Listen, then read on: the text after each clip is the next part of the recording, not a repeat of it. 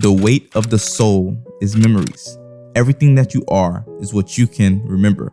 Remember that the main theme of Egghead is memory, desire, and control, and how that's affect our history as far back as we can remember. Remember how Bonnie's desires for her father to be alive, and how his essence is captured in his memories.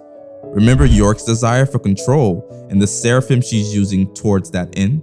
But remember, control is only temporary, while the will of desires and memory lives forever. This is why Kuma's memories, as well as his character, is the single most important component in the final saga. So on that note, is Kuma dead if his desires and memories are still alive? Stick around for the whole video, and I'll let you in on how Kuma is still very much alive, and how he has had the whole situation in Egghead under control from the very beginning. I have a theory that Bartholomew Kuma is the true mastermind and main reason why and how Straw Hats destroyed York's plans, and how they would destroy the world's government's plans. See, the key here is S-Bear. Remember, the reason S-Bear was returned to Egghead Island was that he was not following orders. Ever wonder why that is? Well, wonder no more. The reason was that S-Bear was never controlled in the first place. You see, S-Bear is not like the other seraphim, since he was likely the first seraphim. As we know, most of the sentient robots that Vegapunk has created has Kuma as their base design. But what's special about S-Bear is that he's much more than just a Kuma design. Hold on to your tinfoil hats, because I'm about to blow your mind. You see, S-Bear is Kuma himself, whose soul has been transferred from the original Bartholomew to his new seraphim body. You see, Kuma's ability has much more capabilities than we can even imagine. It can manipulate and interact with one's feelings, and it can manipulate one's memories and give it physical manifestation. Like I said, the weight of the soul is memories, and all devil fruits that can manipulate memories can manipulate the soul. For example, consider that Pudding has the ability to manipulate memories, but she can directly affect Big Mom's homies so that they remember their past memories, which is connected to their soul. Although they were turned into trees, Pudding had the ability to manipulate their souls to remember. And remember that Big Mom's biggest weakness as someone who can manipulate souls is the painful memory of Mother Caramel, which may be the exact reason she had her daughter eat the memo fruit so that she can forget Mother Caramel, as it makes her weak. The soul is the memory, going all the way back to your first steps and even further back to the will of your ancestors, which is why the biggest theme in One Piece is the will of D and forgotten history. Everything that affects the memory affects the soul. Have you ever wondered why Kuma's devil fruit is called the pawpaw fruit? What significance does a paw have to such an overpowered devil fruit? Well, you see, the paw is metaphorical. When a paleontologist is looking into the history of an extinct animal, what they look for is fossilized paw prints. When a hunter is tracking their prey, they look for the paw prints they left behind. It tells them how big they were, how long ago did they leave them, and how far they walked ahead. A paw is a metaphorical representation for the impact you make in the physical world.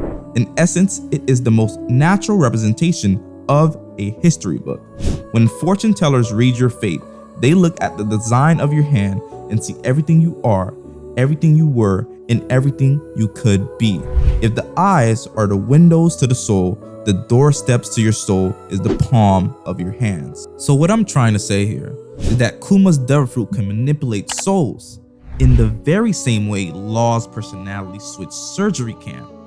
Utilizing this technique, Kuma transferred parts of his soul to S-Bear. See, this is all part of his plan from the very beginning.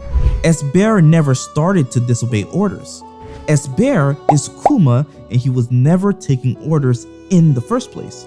He was always on the side of Vegapunk and the Straw Hats from the very beginning.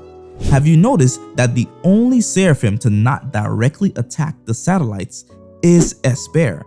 Think about it. S-Shark directly attacked Edison, S-Snake directly attacked Pythagoras, and S-Hawk has directly attacked Lilith. The other Seraphim are following York's orders vigorously in comparison to S-Bear, especially considering that the other Seraphim are prone to attacking the weaker members of the Straw Hats, while S-Bear is attacking the strongest members he knows can easily handle his attacks. But here's where it gets really peculiar. In chapter 1078, S-Bear does something questionable. He uses his paw fruit to send S-Hawk away. Many people think he simply was fast enough to leave the sight of the Straw Hats, but this is not possible considering Luffy's amazing observation haki. It's definitely S-Bear that sends S-Hawk away because the very same pop effect that Oda consistently used when Kuma sends someone away is present in that panel. In chapter 1068, we see this very same effect while he teleported himself to the red line. Now you may be thinking, well, S-Bear is simply using his fruit to send S-Hawk to fight the weakest people, as the chapter says. Rather, I think this is misdirection by Oda. I don't think this is the case, primarily because the Seraphim hasn't been shown to have this degree of cohesive thought and autonomy where they could devise their own plan and impose their own will on one another. It's much more likely that it's one of the Seraphim that has a will of its own. What I really think happened is that S-Bear, aka Kuma, got S-Hawk out of the way. Now, why would he do that? Well, you see, Kuma understands that S-Hawk and himself are distracting the strongest members of the crew. But by making S-Hawk disappear, he knows that Zoro would go looking for him and hopefully encounter York or the other Seraphim causing trouble, thus raising the chances of disrupting York's plan. I think this hypothesis is validated by chapter 1089, where we see Zoro holding a sword to York's throat as if he was the one to find her and stop her. So now you may be thinking, how would I know what S-Bear did was purposeful? How would I know this isn't merely a coincidence? Because there are no coincidences when Kuma is part of the story. Kuma is a very intentional plot device in the story, and it's always been that way ever since his first introduction. Even when you consider his character to be brain dead, he always seems to have a plan outlined that seemed to have already been agreed upon and programmed in his design. Just think about it. Was it a coincidence that he took away Luffy's pain, which essentially healed him? Was it a coincidence that he spared the whole Straw Hat crew when he was easily able to end them all at Thriller Bark? Was it a coincidence that he used his Devil Fruit to send the Straw Hats far away from danger at Sabaody? And was it a coincidence that he sent each to a designated island that was perfect for their growth? Was it a coincidence that he protected Sunny for 2 whole years? No, of course not.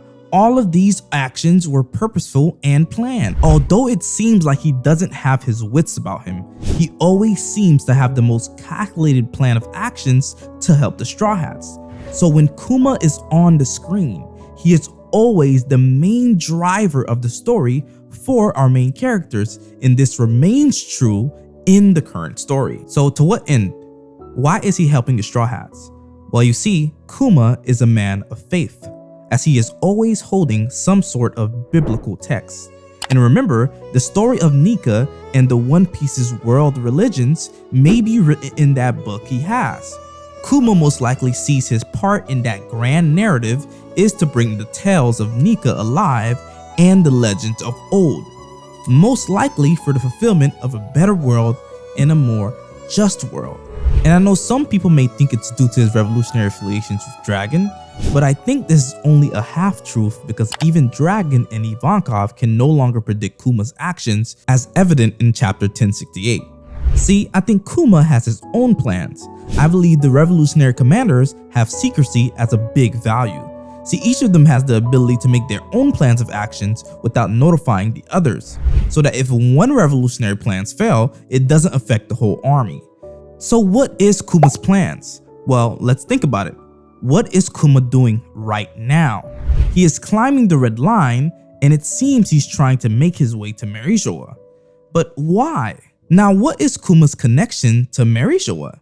Why is he there, and why does he want to return to a place that he's only experienced pain and suffering? Even as far back as his childhood, he seems to have always been suffering at the hands of the world nobles. Wait, pain and suffering? World nobles? Remember how Kuma can extract the pain and suffering and physically manifest it and weaponize it? Are you thinking what I'm thinking? Hear me out and listen closely, because this will blow your mind. I believe Kuma will extract all of the pain and suffering that has been inflicted on him by the celestial dragons and use it as a massive bomb to nuke the Holy Land. Now, this is a beautiful cataclysmic event, because this would essentially be him returning all the pain and suffering they've inflicted on him and using it against them. Okay, wait, middle way, you're getting too crazy here. Why would he do that? What significance does it even have to the current storyline or narrative direction for the story? Well, you see, it's implied that Kuma's ability to extract pain is the same ability as his ability to extract memories by Bonnie. In chapter 1072, Vegapunk warns Bonnie that Kuma's paw bubble holds his pain, and it's enough to be lethal. Then Bonnie replies, "No, I know my father's powers. What you see as pain is also his memories." You see, it's both pain and memory. Memories are at times painful, and when Kuma extracts pain, he also extracts the memories of how someone went through that pain. This is significant because the celestial dragons will not only experience pain, they will also experience Kuma's memories of that pain. You see, for the first time in history, the celestial dragons will have experienced the emotional and physical stress they put on other people. For the first time, the Celestials will be met with their own suffering inflicted by their own hands. This will have major consequences and implications in the story for two reasons. For one, some Celestials may even begin to have moral cognitive dissonance on how cruel they've been that would make it even possible for some to switch and help out in the revolution. This is not far-fetched at all, because we've seen Saint Misgard do this very same thing in chapter 1084, which led to his death in chapter 1087. The second ripple effect this will have is that the Navy at Egghead will find out about this catastrophe, and it will force them to cut their losses short in their battle with Luffy and make an emergency return back to the Holy Land. Kuma is helping the Straw Hats on both sides. He's had this planned out from the very beginning. Kuma is the most important character in the final saga because he will be the mastermind behind the biggest loss the world government has had since its inception. And the biggest icing on the cake, this will be effectively giving Yonko Straw Hat Luffy the win by technical knockout, since the world government will have to retreat. And that, my friend, is why Kuma is the mastermind of the Egghead incident that will go down in history as the start of the revolution and the beginning of the final war. The weight of the soul is memory. Everything that you are is what you can remember. Remember that the pain of past memories can never be erased, but they can be transformed and directed towards changing history forever.